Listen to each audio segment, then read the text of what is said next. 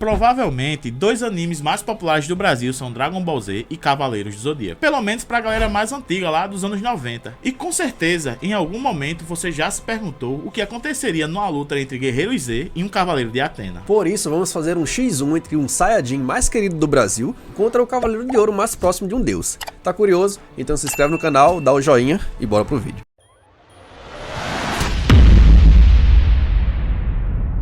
Fala galera, eu sou o Bruno Rodrigues, Isaac Paiva. E no X1 de hoje a gente vai dizer com base numa análise bem detalhada quem venceria esse duelo de gigantes. E as regras são as mesmas de sempre. Vamos analisar a iniciativa, que é dizer quem age primeiro, os atributos ataque e defesa, os poderes especiais, que são as técnicas e habilidades que podem dar fim ao combate, e as circunstâncias da luta, para não favorecer nenhum dos lados. Então vamos começar a análise com circunstâncias.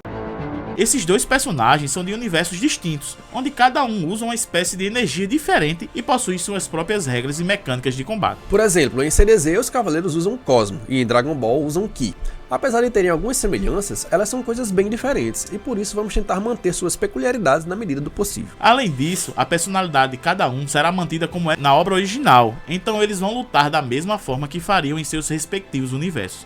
O Goku com aquele jeito descontraído e o Shaka com sua tranquilidade e calma de costume. Por fim, as formas que estamos analisando são as mais poderosas dentro do cânone de cada um, ou seja, Goku instinto superior e Shaka na saga de Hades. Dito isso, suponhamos que os deuses da destruição de Dragon Ball se uniram aos deuses gregos de Cavaleiros do Zodíaco para fazer um torneio de artes marciais, onde aquele que vence poderá realizar qualquer desejo. Atena escolheu o homem mais próximo de um deus, Shaka de Virgem, e Bills escolheu o Saiyajin mais próximo de um deus de destruição, Goku. Então, quem daria o primeiro golpe?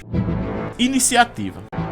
Às vezes dar o primeiro golpe pode significar uma vitória certa, caso o atacante tenha uma técnica ou habilidade do tipo que o oponente não possa tancar. Por exemplo, se Niobe de Deep começar usando sua fragrância profunda contra um cavaleiro que não tenha técnica de barreira para bloquear o cheiro, provavelmente esse cavaleiro vai morrer. Mas para isso ele precisa agir primeiro. Isso só é possível em 3 situações. Ou o atacante tem uma velocidade de reação maior que a do defensor, ou ele ataca de surpresa e pega o adversário desprevenido, ou o defensor deixa o atacante começar por se sentir muito confiante. Sobre a velocidade de reação deles, como todo mundo sabe, o Shaka é um cavaleiro de ouro, e eles são conhecidos por dominarem o sétimo sentido, o que possibilita não só se mover, como também reagir a golpes na velocidade da luz. Já o Goku não possui uma velocidade de reação ou deslocamento estabelecida claramente no mangá, mas seus feitos são provavelmente muito acima da velocidade da luz. E podemos dizer isso porque em Dragon Ball Super, Goku luta com relativa igualdade contra o Gás, um guerreiro que podia voar entre galáxias apenas em 20 minutos. O que classificaria a sua velocidade como milhares de vezes a velocidade da luz. Apesar desse ser um feito de movimento e não de reação, é fácil presumir que tanto Gás quanto Goku poderiam reagir a golpes pelo menos em velocidades acima da luz no seu universo. Mas isso não quer dizer que Shaka ficaria para trás. Em Cavaleiros, as regras de velocidade são diferentes. Lá ninguém pode ultrapassar a velocidade da luz porque é tratada como um limite máximo que alguém pode atingir, mesmo para alguém que superou até mesmo o sétimo sentido, como fez o Shaka. Vejam bem, os Cavaleiros de Bronze se movem a Mach 1, porque não dominam com perfeição o sexto sentido. Isso os Cavaleiros de Bronze base, né? Já os de Prata se movem entre Mach 2 a 5, porque dominam completamente o sexto sentido. Enquanto os de Ouro se movem a incríveis 874 mil Mach, porque dominam o sétimo sentido, que é a velocidade da luz. O que é um salto de poder absurdo. Então, pela lógica, alguém que domina o oitavo sentido deveria se mover muito mais rápido que a velocidade da luz. Mas isso não acontece porque simplesmente o autor preferiu manter essa velocidade como um limite para tudo. Talvez apenas os deuses consigam se mover mais rápido, porque podem fazer praticamente qualquer coisa, mas não existe nenhuma menção oficial disso. Então, temos que assumir que pelo menos até atingir o nível divino, a velocidade da luz é uma constante universal de velocidade dentro do universo de CZ, como também é na vida real. E Shaka consegue se mover nessa velocidade desde os 7 anos de idade, quando foi nomeado Cavaleiro de Ouro. Então, como estamos levando em conta as peculiaridades de cada obra, podemos dizer que Shaka se move na velocidade máxima de seu universo, perdendo apenas talvez para os deuses, enquanto Goku ainda não chegou nesse auge, porque existem outros oponentes mais velozes que ele, como Black Frieza e o Gás, sem contar os deuses e os anjos. Então, em escala, o Shaka teria sim uma velocidade de reação e movimento maior que a de Goku, mas para não dizer que estamos sendo parciais, vamos dizer que o Goku começou o combate, até porque ele é mais impulsivo e Shaka é aquele cara mais cauteloso. Então o Kakaroto foi para cima do homem mais próximo de Deus, tentando dar um socão na cara dele. E agora nós vamos para o ataque. Em ataque, a gente avalia basicamente dois atributos, o acerto e o dano. Acerto é a capacidade de atingir o alvo, ou seja, está diretamente relacionado à velocidade do golpe, e o dano é obviamente o quanto ele consegue ferir o adversário. Em termos de velocidade, acabamos de falar que em feitos demonstrados, o Goku é muito superior ao Shaka, porque lutou com personagens que se moviam muito mais rápido que a luz. Mas Shaka atingiu o ápice do limite de movimento em seu universo, coisa que Goku ainda não fez. Então, como a gente resolve esse dilema? Goku acerta o golpe ou o Shaka se esquiva? Caso houvessem Cavaleiros de Ouro que canonicamente fossem mais rápidos que a luz, como demonstrações claras disso, aí poderíamos avaliar quais maiores feixes de cada um e dizer quem é o mais rápido de forma precisa. Mas como não podemos fazer isso, vamos considerar que eles estão em patamares muito próximos de velocidade. E quando a gente fala em Cavaleiros de Ouro, a gente tá tirando aí os Cavaleiros de Bronze porque eles são protagonistas, e protagonistas podem fazer basicamente qualquer coisa, né? Aqui a gente tá avaliando um Cavaleiro de Ouro contra o Goku. E se Goku fosse pro universo de Saint Seiya, ele estaria no nível de um Cavaleiro de Ouro, porque só existem alguns poucos guerreiros que superam ele em velocidade. Da mesma forma, se Shaka fosse para o universo de Dragon Ball, ele estaria no nível dos guerreiros mais poderosos do universo, porque só perderia para os deuses. Então vamos dizer que eles vão trocar socos em pé de igualdade, com Shaka tendo uma leve superioridade. Agora vamos avaliar o dano. Em termos de poder destrutivo, não tem o que discutir. Os personagens do universo de Dragon Ball causam muito mais danos do que em Cavaleiros do Zodíaco. E diferente da questão de velocidade, que são regras específicas para cada universo, isso aqui não é relativo. Não existe uma constante universal que determine qual o máximo de destruição que alguém pode causar.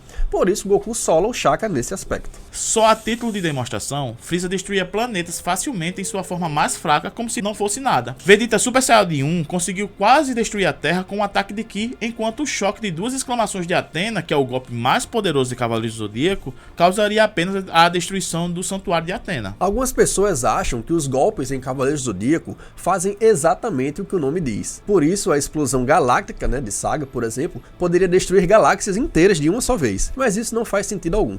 Se Saga conseguisse causar tanto dano assim, mesmo direcionado apenas para o corpo do alvo, não teria como ele conter a explosão e ela acabaria destruindo o sistema solar inteiro. Afinal, uma galáxia explodindo teria poder de dizimar milhões de sistemas solares. Mas na prática, o máximo que ele consegue fazer é destruir uma casa zodiacal. Então Shaka, que tem um poder destrutivo ainda menor do que o Saga, não conseguiria fazer muita coisa em Goku, pelo menos não com ataques diretos.